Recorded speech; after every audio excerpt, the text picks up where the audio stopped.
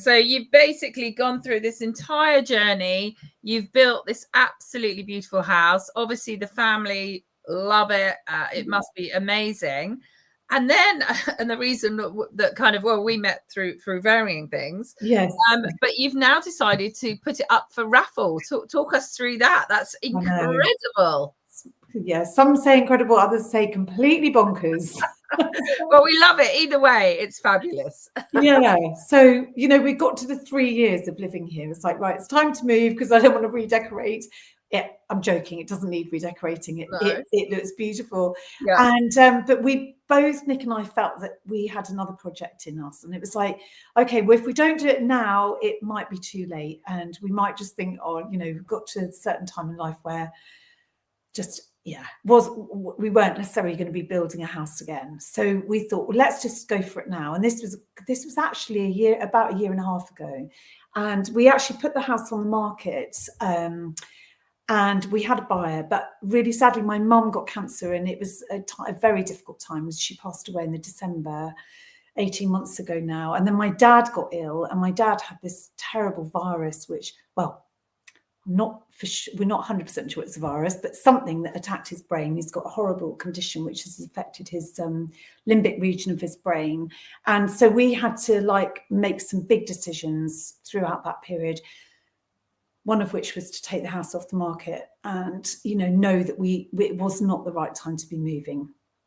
So that aside, I think it was October, November of last year, having conversation with a home ed group near here called Hope, talking about fundraising ideas. And we just suddenly came up with this mad idea. What about doing a raffle on a house? I was like, I could raffle my house, and we could make, you an affiliate, because I found out all about these affiliate options. We could raise some money for some local charities and sell our house a completely different way, which would give someone the opportunity to potentially win our house after only spending £5.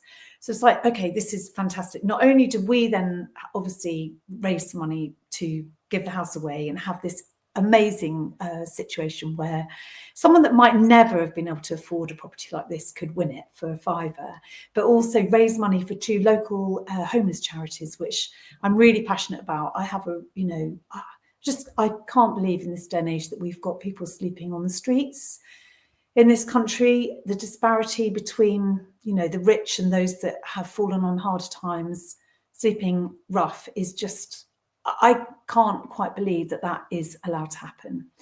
And so I'm really passionate about supporting charities that help those people that have fallen on harder times.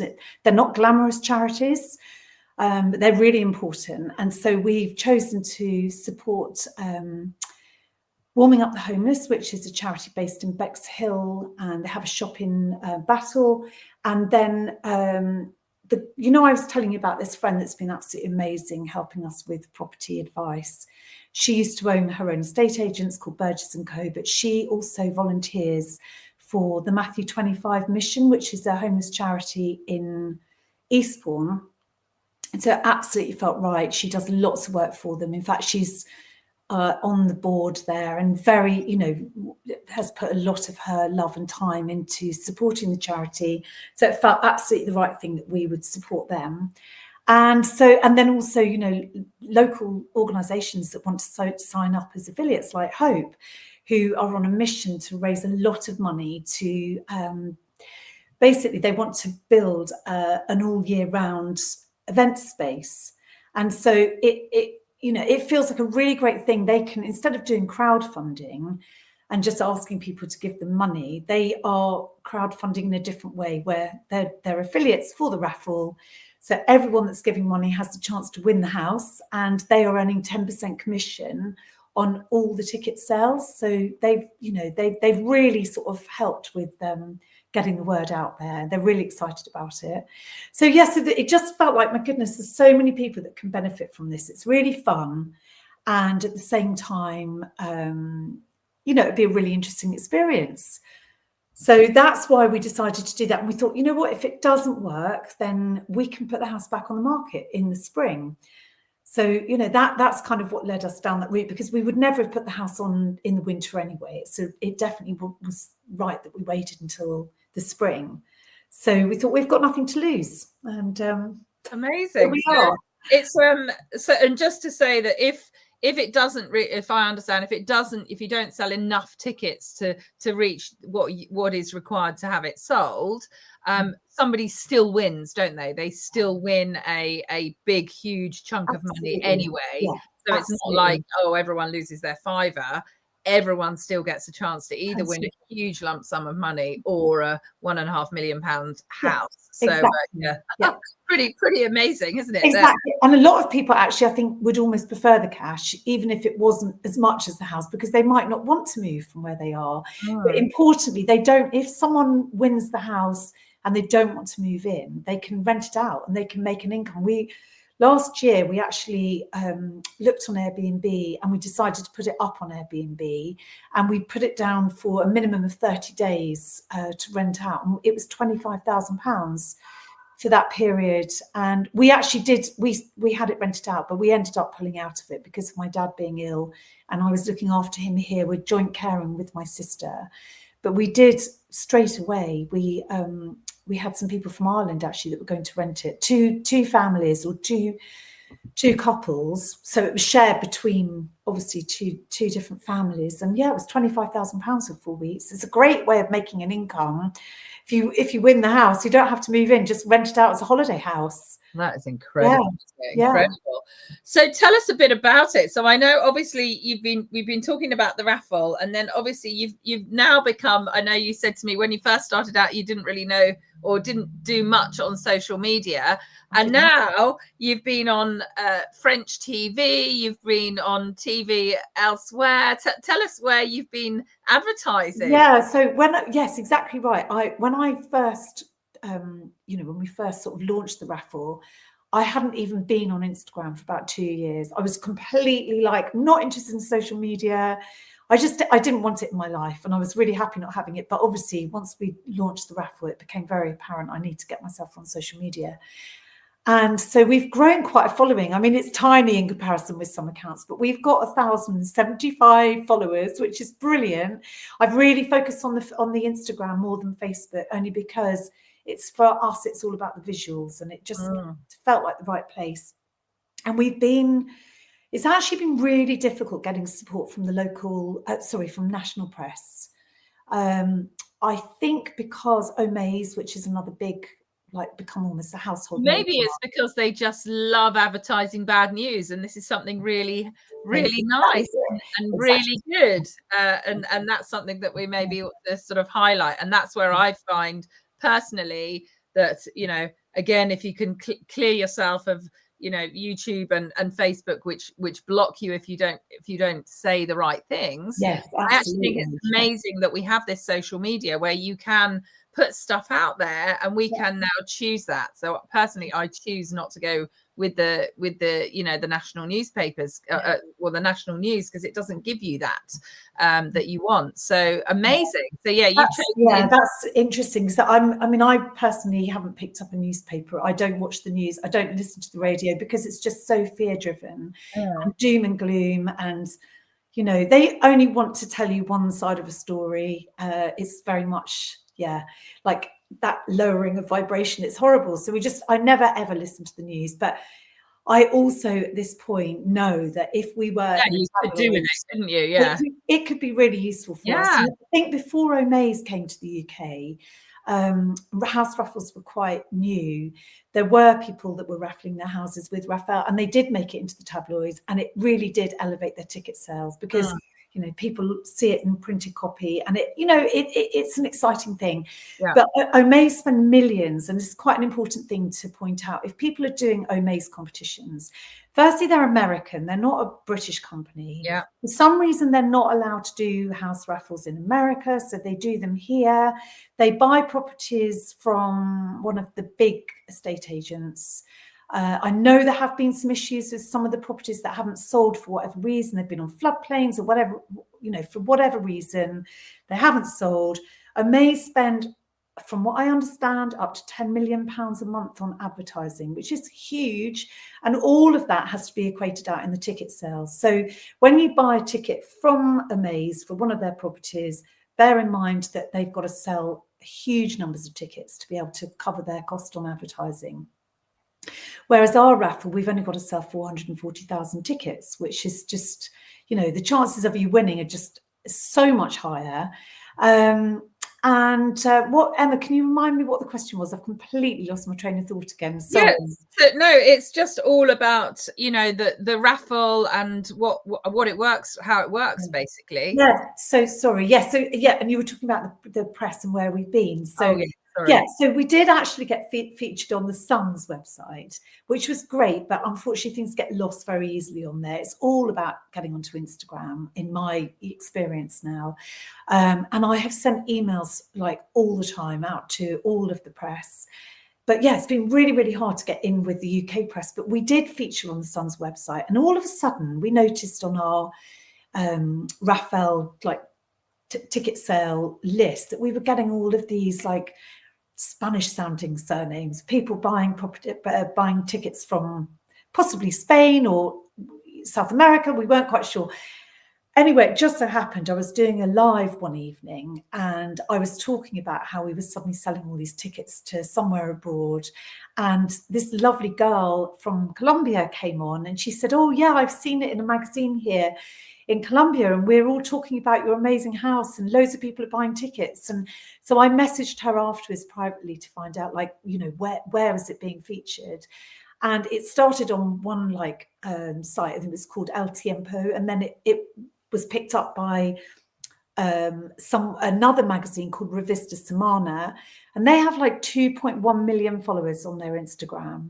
Wow. And so they did a feature, and then I managed to, through this lovely girl who I was obviously speaking to from the live, it just so happened that she had a friend that worked for Revista Semana, and they got hold of the journalist's name for me, and I contacted the journalist direct, and I asked her if there was any way we could do an interview together. And she was like, "Yeah, sure. When the raffle's done, I'd love to do an interview." I was like, "No, we need to do the interview now."